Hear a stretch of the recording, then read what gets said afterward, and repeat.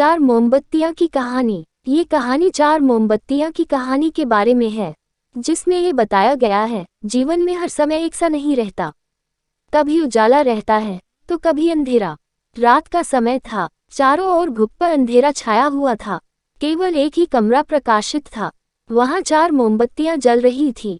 चारों मोमबत्तियां एकांत देख आपस में बातें करने लगी। पहली मोमबत्ती बोली, मैं शांति हूँ। जब मैं इस दुनिया को देखती हूँ तो बहुत दुखी होती हूँ। चारों ओर आपाधापी, लूट खसोट और हिंसा का बोलबाला है। ऐसे में यहाँ रहना बहुत मुश्किल है।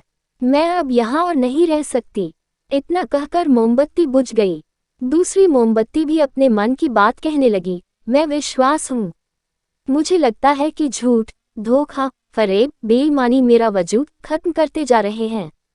ये जगह अब मेरे लायक नहीं रही। मैं भी जा रही हूँ। इतना कहकर दूसरी मोमबत्ती भी बुझ गई। तीसरी मोमबत्ती भी दुखी थी। वह बोली, मैं प्रेम हूँ। मैं हर किसी के लिए हर पल जल सकती हूँ, लेकिन अब किसी के पास मेरे लिए वक्त नहीं बचा। स्वार्थ और नफरत का भाव मेरा स्थान लेता जा रहा है। लोगों के मन में अपनों के प्रति भी प्रेम भावना नहीं बची। अब ये सहना मेरे बस की बात नहीं। मेरे लिए जाना ही ठीक होगा। उद्धरण चिन्ह कहकर तीसरी मोमबत्ती भी बुझ गई। तीसरी बत्ती बुझी ही थी कि कमरे में एक बालक ने प्रवेश किया। मोमबत्तियों को बुझा हुआ देख उसे बहुत दुख हुआ। उसकी आंखों से आंसू बहने लगे। दुखी मन से वो बोला, इस तरह बीच में ही मेरे जीवन में अंधेरा कर कैसे जा सकती हो तुम?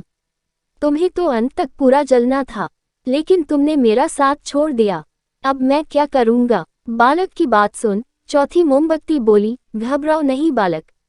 मैं आशा हूँ और मैं तुम्हारे साथ हूँ। जब तक मैं जल रही हूँ तुम मेरी लौ से दूसरी मोमबत्तियों को जला सकते हो।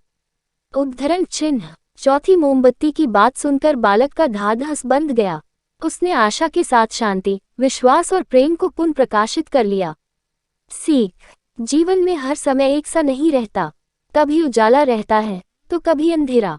जब जीवन में अंधकार आए, मन अशांत हो जाए, विश्वास डगमगाने लगे और दुनिया पराये लगने लगे, तब आशा का दीपक जला लेना। जब तक आशा का दीपक जलता रहेगा, जीवन में कभी अंधेरा नहीं हो सकता। आशा के बल पर जीवन में सब कुछ पाया जा सकता है, इसलिए आशा का साथ कभी ना छोड़े। फ्रेंड्स, हमें उम्मीद है कि आप सभी को चार मोमबत्तियां की कहानी पसंद आई होगी। दोस्तों, आज की ये इंस्पिरेशनल स्टोरी आपको कैसे लगी, ये आप हमें कमेंट करके बता सकते हैं।